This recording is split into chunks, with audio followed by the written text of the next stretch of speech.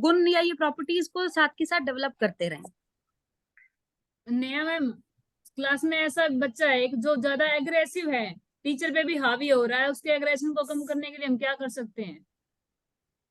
Ma'am सबसे पहले तो हमें वहां पर अपना अग्रेशन जो है, हमारा भी ह्यूमन नेचर है, हम लोग भी उसके ऐसे बिहेवियर से कई बार परेशान होके as a human being teacher वाली रिस्पॉन्सिबिलिटीज भूल के हम भी अग्रेसिव हो जाते हैं। तो हमें ऐसा अपना बिहेवियर कहीं पर भी शो नहीं करना है। दूसरा, ऐसा कुछ अगर हमारी क्लास में होता है तो हमें उस बच्चे को इंडिविजुअली डील करना चाहिए। उसको क्लास में पॉइंट आउट कर हो जाता है एज ए टीचर कई बार हमारे से, पर हमें इस चीज को अवॉइड करना है। Once we come out of the class we should discuss with the child. अगर हमसे नहीं हो पा रहा है we can hand over the child to the counsellor और द गाइड जो भी हमारे स्कूल में अवेलेबल है, और we can take the help of our principals and the parents of the child. पर मुझे जहां तक लगता है कि बच्चे अगर अग्रेसिव बिहेवियर शो कर रहे हैं तो might be there some stress जिससे वो गुजर रहा है बच्चा, कहीं ना कहीं उसकी कोई इमोशनल कोई स्ट्रेस, कहीं ना कहीं एक प्रॉब्लम है जिसको हमें सॉर्ट आउट करना है। और हमें उसको एक सेफ एनवायरनमेंट देना है कि मैं तेरे लिए हमेशा यहाँ पर हूँ, we are there to disarm your difficulties. हम में वो पोटेंशियल भी है और हम करके दिखाएंगे। तो हमें उसके आगे ये चीज को एक एनवायरनमेंट क्रिएट करने के बाद उसको अपने साइड लेना है, उसके प्रॉब्लम्स को सॉर्ट आउट करना है। सबसे जरूरी, हमें एक एक्टिव लिसनर बन के उसकी प्रॉब्लम्स को सुनना भी चाहिए। कई बार क्या होता है कि बच्चा बताना चाहता है और टीचर पहले इम्पोज कर देता है कि नहीं ऐसा नहीं करना है ये वो, तो we should be an active listener also. फिर उसकी प्रॉब्लम्स के सोल्यूशंस ढूंढो, नहीं तो उसको उससे बाहर निकालने के तरीके ढूंढो। Okay ma'am, thank you. Ma'am एक क्वेश्चन है, बच्चा ठीक है क्लास में एक्टिव है लेकिन उसका पढ़ाई की तरफ बहुत कम ध्यान है। जब बोर्ड पे कुछ काम चल रहा होता है उसका कुछ ना कुछ और अपने फ्रेंड्स के साथ डिस्कशन चल रहा होता है, और ये प्राइमरी लेवल के लिए ही है मैम, प्राइमरी लेवल पे ही है। पेरेंट्स से भी बात कर लिया है कि आप घर पे पढ़ाइए, और जो क्लास का सिलेबस चल रहा है वो उससे 2 कदम पीछे है। तो उसको उनके साथ लेके आने के लिए बच्चे को प्रॉपर सिलेबस जो उसको आना चाहिए वो सिखाने के लिए हम अपनी तरफ से क्या कोशिश करेंगे मैम? मैम बोलेंगे मुझे लगता है ये चैलेंजेस हर क्लास में एक टीचर को फेस करने पड़ते हैं। मेनी टाइम्स इट हैपेंस कि बच्चे जो है वो अपनी एक्सेस एनर्जी को इसी तरीके से यूज करते हैं, वो काम में ध्यान ना देकर दूसरे बच्चों से कांटेक्ट करने की कोशिश करते हैं। तो at that juncture of time हमें क्या करना चाहिए, बच्चों को ये फील करवाना है कि teacher has a I on you, उसकी हर एक एक्टिविटी इज बीइंग नोटिस्ड। चाहे हमें 1 बार 2 बार 3 बार क्लास में 10 बार क्यों ना पॉइंट आउट करना पड़े, हम उसे पॉइंट आउट करेंगे। और वंस उसको पॉइंट आउट करना स्टार्ट करेंगे ना मैम, 10 से 5 में आएगा, वो 5 से धीरे धीरे कि मेरे को टीचर हर बार ऑब्जर्व करती है, पकड़ लेती है, तो कहीं ना कहीं उसमें चेंजेस आएंगे। अदर देन दिस उसको काउंसल भी करने की जरूरत है मैम। हमें इंडिविजुअल क्लास में उसको पॉइंट आउट करने के साथ साथ सेपरेटली जाके उसको काउंसल भी करना चाहिए कि बेटा ऐसा करने से मेरी क्लास भी डिस्टर्ब हो रही है, तुम्हारे फ्रेंड्स कुछ ऐसे भी होंगे जिनको घर पे कोई सपोर्ट नहीं मिलती है। When we deal with them emotionally and we come in contact with these children emotionally, पक्का मैम उनमें चेंजेस आएंगे। ये हमने अपने अंदर भी देखा है। हमारी भी एनर्जी को जब चैनलाइज करने की बात आती है, हमारे से कोई दो आराम से प्यार से 2 शब्द बोलता है ना, हम लोग भी ढल जाते हैं। तो वो तो बच्चे हैं ma'am, we can do it for them. Okay ma'am, thank good, very good. Tolaram, are you there? Welcome. निया नाम से जो आईडी है वो प्लीज सामने एक बार बता दे, हु इज ही और शी। एंड जगदीश आप भी क्वेश्चंस पुट अप करो। एंड मिस्टर तोलाराम, वेलकम हो आप। सर मैं आभा ओके आभा जी जी। सर, ओके लैपटॉप से सर वो एक्सेस किया है ओके, जो आईडी चेंज हो जाती है ना तो हम कंफ्यूज हो जाते हैं। कौशिक, जगदीश आप भी क्वेश्चन पुट अप कर सकते हो। जगदीश और तोलाराम जी को वेलकम है भाई, हमारे फेवरेट को। तोलाराम सर आभा का ऑलरेडी इंटरव्यू हो गया क्या? इनका जी मैडम मैम, जी मैम हो गया। आभा, ओके तो ओके। अपना एक्सपीरियंस शेयर करिए, बताइए मैम सबको। एक्सपीरियंस तो देखो, स्टार्टिंग में जब मैं एंटर की तो उन्होंने इंट्रोडक्शन के लिए बोला, तो मैंने इंट्रोडक्शन तो दे दिया। उसके बाद मैम ने एक ब्लैक बोर्ड पे क्वेश्चन लिखा हुआ था डिबेंचर से रिलेटेड, तो उन्होंने कहा ये क्वेश्चन सॉल्व करके दिखाओ। और मैं गई और माइंड में वो परसेंटेज था, तो मैं माइंड में परसेंटेज कैलकुलेट कर रही थी। तो मैम ने मुझे एक बार बोला भी, बेटा आप टीचर हो और आप स्टूडेंट नहीं हो। फिर भी मैं उनकी बात नहीं समझ पाई। मैंने क्या किया, मैंने क्वेश्चन सॉल्व कर दिया अच्छे से, राइटिंग तो ठीक ठाक बन गई थी मेरी। फिर सॉल्व कर दिया, मैम ने फिर बोला, हमने कहा अच्छा मैम ठीक है मैं समझ गई आप क्या बोल रहे थे। फिर मैं बैठ गई। उसके बाद मैं सबको देख रही, वो मेरी तरफ देख रहे, सब हंस रहे। तो फिर लास्ट में तो काफी अच्छा हुआ कि मतलब उन्होंने जो भी पूछा हंस के सब जवाब दिया। और जब मैं निकली तो मैं बहुत खुश थी, मुझे लग रहा था कि मैं थोड़ी देर और बैठती हूँ वहीं पे, लेकिन अच्छा, वो सब आपस में बिजी हो गए। आपने शुक्र है कहा नहीं तो उनको, थोड़ी देर और इंटरव्यू ले लीजिए। सर स्टार्टिंग में मैं थोड़ा सा डर गई थी, क्योंकि 2 बच्चे मेरे से पहले गए थे, वो लिख ही नहीं पाए थे ब्लैक बोर्ड पे। ओके, तो इस वजह से मैं थोड़ा सा एक्सप्लेन नहीं कर पाई, यही मुझसे गलती हो गई। बाकी मैंने सब सही किया और काफी वो लोग खुश थे और हम भी खुश थे। चलिए बहुत और अच्छी सर ने बात मुझे है। ऑल चलिए द अच्छी बेस्ट बात भी है। बोला। Very good. हम्म। आपसे जो क्वेश्चंस पुट अप तो किए ये कॉमर्स पॉजिटिव रिलेटेड, वो इजी थे क्या? सर मुझसे बस यही एनवीएस के बारे में पूछा, क्वालिटीज बताइए, और ये पूछा आप गेम्स खेलते हैं? तो हमने कहा सर आउटडोर गेम्स तो नहीं खेलती, बट इंडोर गेम्स खेलती हूँ। तो सर ओके, ने कहा कौन सा? हमने कहा सर चेस। तो कहते हैं कि बेटा आपको तो आउटडोर भी खेलना पड़ेगा। तो हमने कह दिया हाँ सर खेल लेंगे, उसमें कोई प्रॉब्लम नहीं है। तो राइट। मैं इंग्लिश बोलते बोलते हिंदी में आ गई। तो मैम कहने लगी कि बेटा आप तो इंग्लिश बोलते बोलते हिंदी बोलने लगते हो, आपको केरला भेज दिया जाएगा तो आप क्या करोगे? तो ओके, हमने कहा मैम कोई बात नहीं, I am familiar with English. फिर मैंने जो भी बोला इंग्लिश में बोला। मैम ने कहा अच्छा अच्छा ठीक है बेटा, कोई दिक्कत नहीं। बहुत बेस्ट, वेरी गुड आवर। बहुत अच्छा गया, हाँ बढ़िया है। बहुत अच्छा। और आप बाकी बाहर बहुत, उन्होंने मुझे ज्यादा टाइम नहीं दिया, इसीलिए थोड़ा सा डर लग रहा है सर। नहीं कई बार शॉर्टेज उनके लेकिन पास अच्छा तो था जितना। अच्छा गया, good. Mister Tolaram is here, already doing job, NBS जी फैकल्टी, सर। नया एनबीएस फैकल्टी। आप लोग तोलाराम जी से बेनिफिट ले सकते हैं, कोई क्वेश्चन पुट अप कर सकते हैं। यस, स्पेशली आप कोई क्वेश्चन पुट अप करना चाहें इनसे, तोलाराम से? सर केवीएस के ऑब्जेक्टिव हम पढ़ चुके हैं, जहाँ पर कुछ ऑब्जेक्टिव होते हैं वहां पर कुछ लिमिटेशन भी होती हैं। केवीएस की कोई लिमिटेशन बताइए प्लीज, जो हम बता सके या। सर मैडम वैसे तो केवीएस से मैं हूँ नहीं, ज्यादा कुछ इतना वो नॉलेज नहीं है, लेकिन फिर भी मैं बता दूं कि हाँ जी, केवीएस के जो भी होते हैं वो वही होते हैं जो कि मतलब सेंट्रल गवर्नमेंट के जो एम्प्लॉय होते हैं उनके जो बच्चे होते हैं वही उनके स्टूडेंट होते हैं मैक्सिमम। ठीक है, कुछ स्टूडेंट ऐसे होते हैं जो हमारे एमएलए और एमपी होते हैं, उनके थ्रू वो नॉमिनेट किए जाते हैं वहां पर, उनके थ्रू मतलब हम कहें कि इनडायरेक्टली कि वो उनकी पावर से वहां पर उनके एडमिशन हो जाते हैं। ठीक है, बाकी केवीएस का जो ऑब्जेक्टिव है वो तो यही है कि जो सेंट्रल गवर्नमेंट के जो एम्प्लॉय हैं उनको वो किसी भी टाइम पे उनका मतलब कभी भी ट्रांसफर हो, चाहे दिसंबर में हो, चाहे जनवरी में हो, चाहे मार्च में हो, उनको one place to another place में जाने में उनके बच्चों की जो एजुकेशन है उसमें उनको ज्यादा दिक्कत ना हो। क्योंकि सर ऐसे ये नॉर्मली ऐसे होता है कि जैसे ऑब्जेक्टिव नहीं आ गया, पोस्टुलेट ही हो गया सर, ये तो आप कोई ऐसा आप ऐसे लिमिटेशन। मत बोलिए, आप बोलिए कि कोई केवीएस की वीकनेस बताइए। वीकनेस बताइए सर। एनीबडी एनीबडी, ऐसा नहीं है मिस्टर तोलाराम ही बताए, क्योंकि Tolaram is in NBS, you know very well all of you. कोई भी बता सकता है, आप में से ट्राई कर सकते हैं, थोड़ा सा कुछ वर्क करना चाहे, कुछ बताना चाहे। इवन प्रहलाद पार्टिसिपेट नहीं कर रहे, वो बता सकते हैं, कौशिक ट्राई कर सकते हैं। एनीबडी एनीबडी, ऐसा कुछ ऐसा है ना कि मैं ना किसी पब्लिक प्लेस में बैठा हूँ, हमारे अगल बगल बहुत सारे लोग बैठे हुए हैं, तो मैं बोलने में थोड़ा सा वो कर रहा हूँ इसलिए यार। Okay, no problem, but question is good, definitely we Sir, should. what I think is, they won't ask for the weakness of the institute which we are going to serve. मुझे नहीं लगता कि ऐसा कोई क्वेश्चन वो weakness की terms में पूछेंगे. Still we can answer it in the form of a comparison कि NVS and KVS both are central autonomous bodies that are working for children और उनके एजुकेशन के लिए. NVS provides a 24-hour contact of teacher and student, so that they can bring about a holistic development. They can cause economic, social, physical, जिस तरीके से भी development skills करना चाहे वो कर सकता है. But when it comes to KVS, तो टाइम की पाबंदी होने के कारण the school starts at 8 AM and ends up at 1 o'clock. तो थोड़ा सा इस चीज में मुझे एक वीकनेस लगती है, पर मुझे इसको लगता है कि हम इसको पॉजिटिवली भी, अगर हम चाहें कम टाइम में भी इन स्किल्स को डेवलप कर सकते हैं. I think we should answer it in this manner. Okay. Ma'am जैसे वेबसाइट पे ऐसे दिया हुआ कि केवीएस की क्वालिटी हर जगह सेम नहीं है एजुकेशन की, कुछ हार्ड सेशन में मतलब डिफरेंस है एजुकेशन प्रोवाइड करवाने में।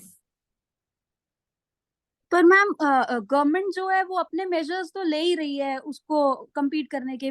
क्या उसकी वीकनेस उसकी वेबसाइट पर दे रखी है? मैम कमियों में एक दिखा रखी है लिमिटेशंस में। Okay, I don't know but sorry मैंने देखा नहीं। I will see this today once. Okay, more any more question? Sir मेरा क्वेश्चन, हाँ जी बोलिए, शाबाश।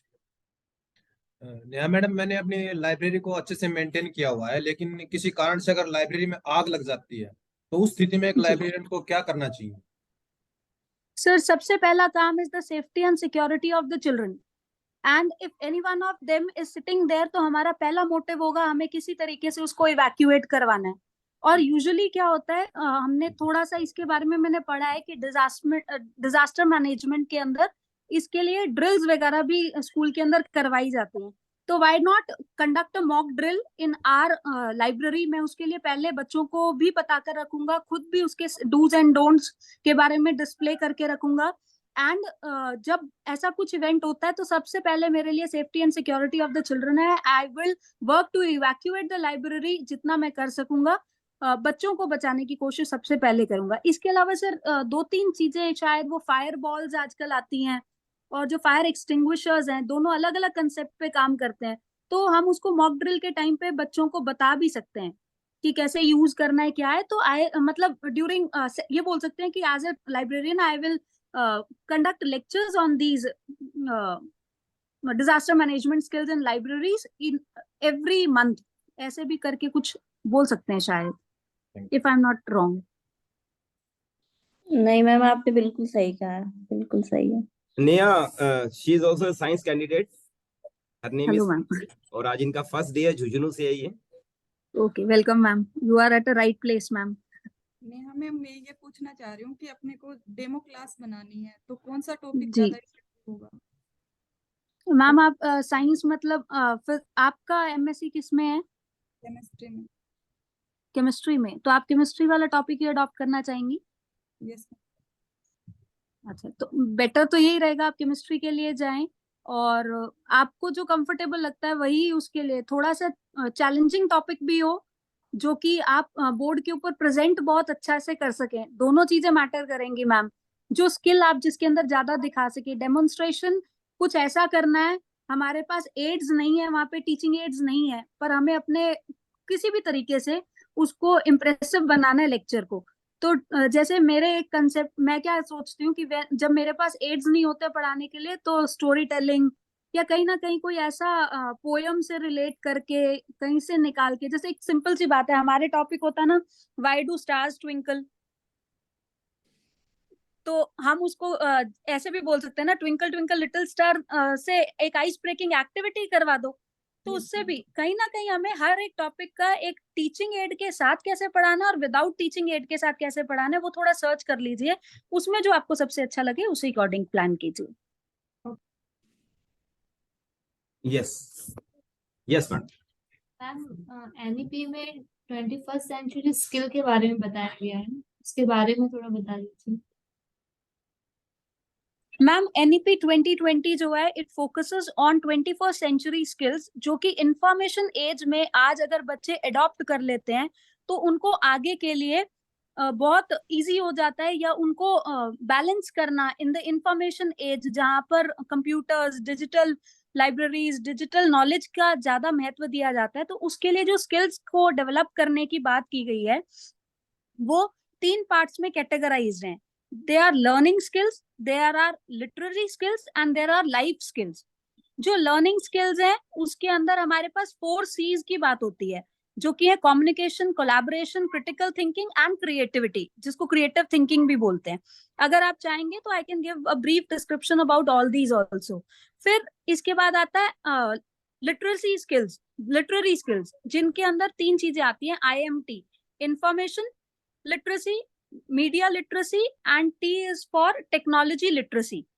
Then comes third वाला is life skills। मैम उसको फ्लिप्स नाम से जाना जाता है। Flips is flexibility, L is leadership, I is initiative, P is productivity and S is social skills. मतलब कि हमें दोनों स्किल्स के बारे में ओवरऑल देखे तो इस चीज को सर ने, मनोज सर ने भी उस दिन एक्सप्लेन किया था कि एक्चुअल में ये हार्ड स्किल्स और सॉफ्ट स्किल्स का कॉम्बिनेशन ही है जो बच्चे को तैयार करता है ताकि उसके अंदर कॉग्निटिव एबिलिटीज डेवलप हो, ही कैन थिंक बोथ, दिमाग से भी सोच सके, दिल से भी सोच सके, दोनों चीजों के बारे में काम कर सके और ओवरऑल उनका होलिस्टिक डेवलपमेंट हो सके, जो कि हमारी NEP 2020 का मेन एम भी है। Tolaram ji, sir Tolaram sir. Mister Tolaram, हाँ जी बोलिए। सर मैं ये पूछ रही हूँ 2020 का अपनी जो स्कूल में क्या चेंजमेंट दिख रहा है आपको स्कूल के अंदर? मिस्टर तोलाराम अनम्यूट है आपका? हाँ जी बोलिए, एक बार क्वेश्चन दोबारा बोल दो मैडम। सर मैं ये पूछ रही हूँ जो 2020 का चेंजमेंट है ये अपने स्कूल में किस प्रकार से दिख रहा है आपको? मिस्टर तोलाराम आपकी वॉइस नहीं आ रही है, क्या प्रॉब्लम हो रही है? जल्दी प्लीज चेक कीजिए।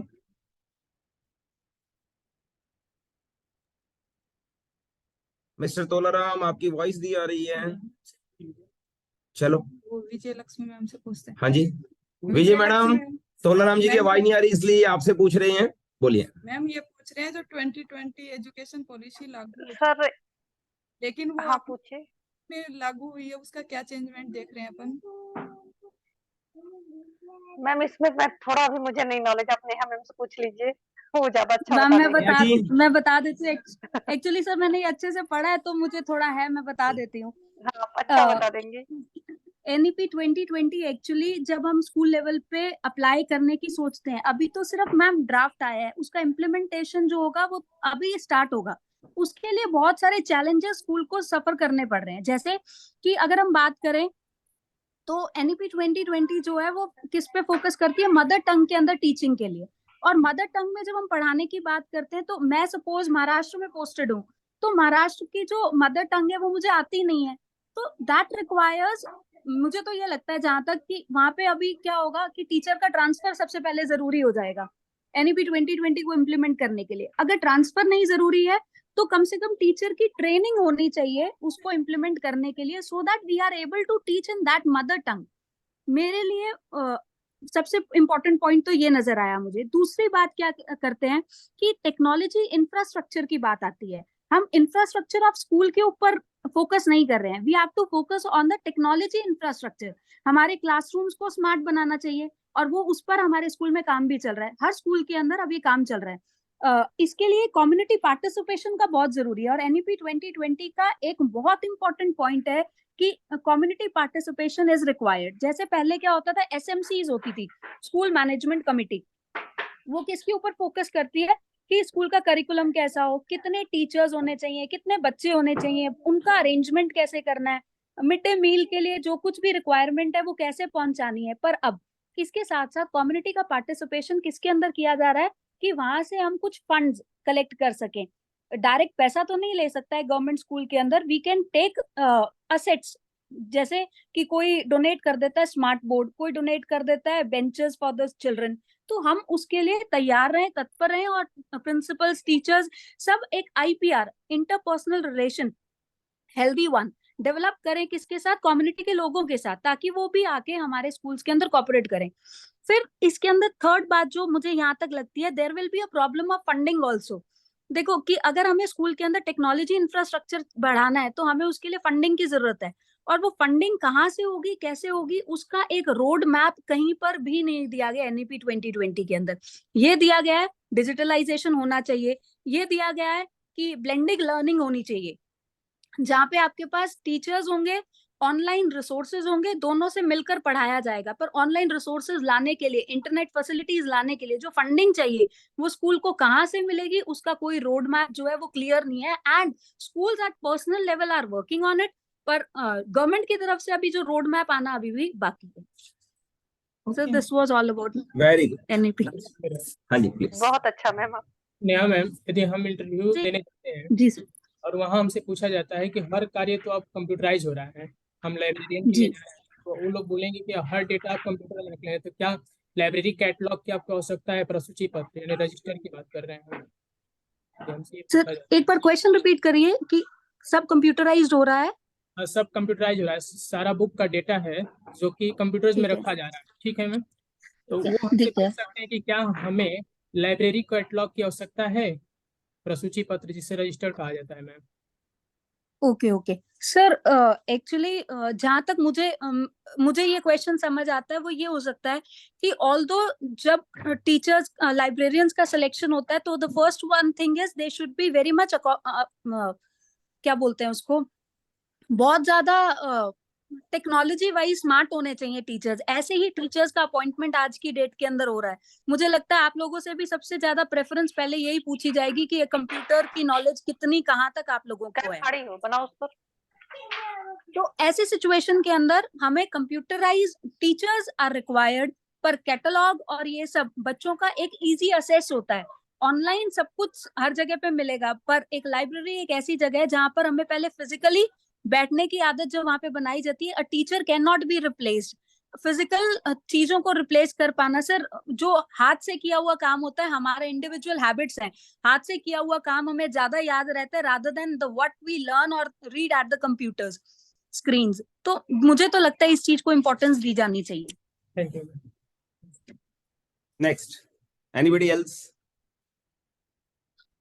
नया मैम, जैसे मैं मैथ से हूँ तो मैं जब डेमो देती हूँ तो मैं हिंदी ज्यादा यूज करती हूँ क्योंकि मेरा हिंदी बैकग्राउंड है। तो जी इसमें जी। मुझे कुछ हिंदी इंग्लिश इंक्लूड करने के लिए कुछ टिप्स दीजिए प्लीज। मैम आप डेमो ऐसे ही तैयार कीजिए कि आपको इंग्लिश आती है, चाहे आपको लर्न करना पड़े। उसकी स्किल दिखाना भी नहीं है कि हमें नहीं आती, हमारा हिंदी बैकग्राउंड है, हमें नहीं दिखाना है, हम यही शो करें कि हमें आती है। डेमो तो एटलीस्ट हमारा ऐसा प्रिपेयर्ड हो कि उसमें लगे ही ना कि हम कौन से बैकग्राउंड से हैं, हमें इंग्लिश में ही देना है। When they come two questions, जब आपसे क्वेश्चंस पूछेंगे तो धीरे धीरे आप इंग्लिश हिंदी टर्म्स यूज करो, उसको डिस्कस करो। पर जब once you enter in for the first impression ना मैम, उनको यही लगना चाहिए कि आप इंग्लिश जानते हो, क्योंकि NVS KVS purely English medium schools है, आपको मैम पता मुझे ही है। जैसे तो खुद वो नहीं पता चलता, अब मैं याद किया हुआ तभी भी एक्सप्लेन करने लगती हूँ तब ऑटोमेटिकली हिंदी हो जाता है। नहीं नहीं मैम, आपको इस पे ही काम करना है। अब आपको इस पे, अगर आपको ये अगर प्रॉब्लम लग रही है तो आप इस पे काम करो। एंड वहां पर ऐसा बिल्कुल भी पता मत लगने दो कि आपका मीडियम कौन सा, और एक्सेप्ट भी मत करो इस बात को कि मेरा हिंदी मीडियम है। हम अपने आप अपनी फ्लुएंसी सर आएगी खुद मैम, जाकर जब आप मत बोलो दोगे ना कि डेमो सर मैं हिंदी तो में, आएगी। ऐसा कम से कम मत बोलो। ओके हाँ, आने ही मत देना सामने इस बात को। कोई क्वेश्चन? हाँ जी। लेकिन मैम वैसे अगर हिंदी और संस्कृत के कैंडिडेट हैं तो उनके लिए क्या रहेगा? मान लो उनको अंग्रेजी कम ही आती है और वो हिंदी सर से ऐसा, या संस्कृत सर से उनके लिए भी जैसे मैं आपको बताऊं सर, मेरे सिस्टर इन लॉ हिंदी के थे और सर के यहाँ से ही उन्होंने प्रिपरेशन की थी पीटी क्लासेस से।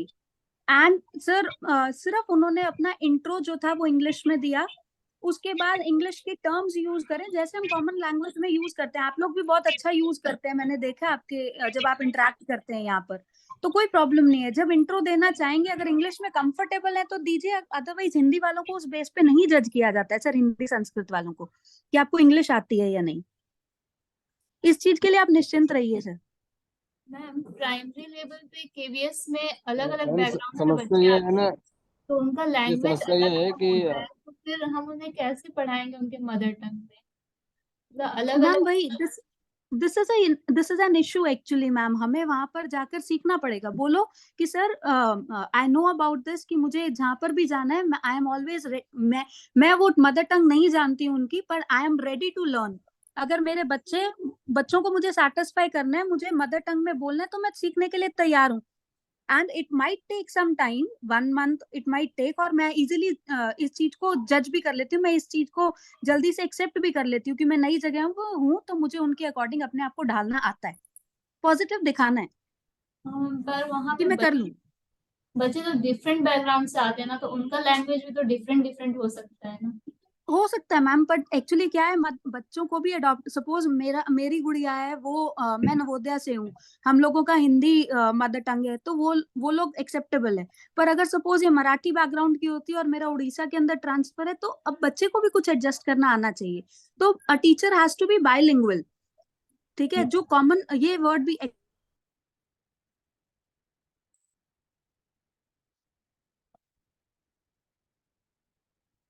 some internet technical issue might be. Anybody else want to ask anything? Yes, Neha, continue. Your voice sir. is not. Yes. Now it's coming. I think हाँ ma'am we can say that कि NEP 2020 भी कहती है कि हमें bilingual होना है. Exactly mother tongue में भी नहीं जाना है, मतलब मदर टंग में बोलना है और बायलिंगुअल दूसरी लैंग्वेज भी बोलनी है, जिसके लिए सारे मेजॉरिटी ऑफ द चिल्ड्रन जिस लैंग्वेज को फॉलो करते हैं. तो अगर मैं उसमें कैपेबल हूँ तो आई विल फॉलो इट. अगर नहीं हो पा रही, मुझे लग रहा है कि मेरे बच्चे नहीं समझ पा रहे, तो सर मैं तैयार हूँ उसको सीखने के लिए भी, और मैं ऐसे चैलेंजेस को एक्सेप्ट करती हूँ and I will surely come out with flying colours. इस तरीके से बताओ, you will do it. Yes. Ma'am teaching philosophy क्या होती है? क्या sir? Teaching philosophy. Teaching philosophies sir, actually teaching philosophies के अंदर हमारे पास आता है कंस्ट्रक्टिविज्म, स्ट्रक्चरलिज्म, फंक्शनलिज्म और कॉग्निटिविज्म. ये 4-5 बिहेवियरिज्म, स्कूल्स ऑफ साइकोलॉजी हमने सर पढ़े हैं. ये सारे फिलोसफीज ऑफ एजुकेशन के अंदर आते हैं, और आपके पर्टिकुलर सब्जेक्ट के लिए आप कौन सा लेकर चलते हैं साथ में, उसको भी आपको लर्न करके चलना है. जैसे मैं एज फिजिक्स टीचर मैं कॉग्निटिविज्म थिंकिंग के ऊपर ध्यान देती हूँ, तो आपको एक उस टीचिंग फिलोसफी के बारे में पूरा ज्ञान भी होना चाहिए. मैम उसमें तो अभी मैं इस पे काम कर रही हूँ सर, पढ़ रही हूँ. उसमें तो प्रत्येक टीचर को फिर बिहेवियरिज्म बोले वो तो होना चाहिए ना फिर. हाँ सर, मतलब मैं आंसर करती ना सर इस बात को, तो मैं ये बोलूंगी कि कभी एक टीचर किसी एक फिलॉसफी ऑफ एजुकेशन को पकड़ के नहीं चल सकता है.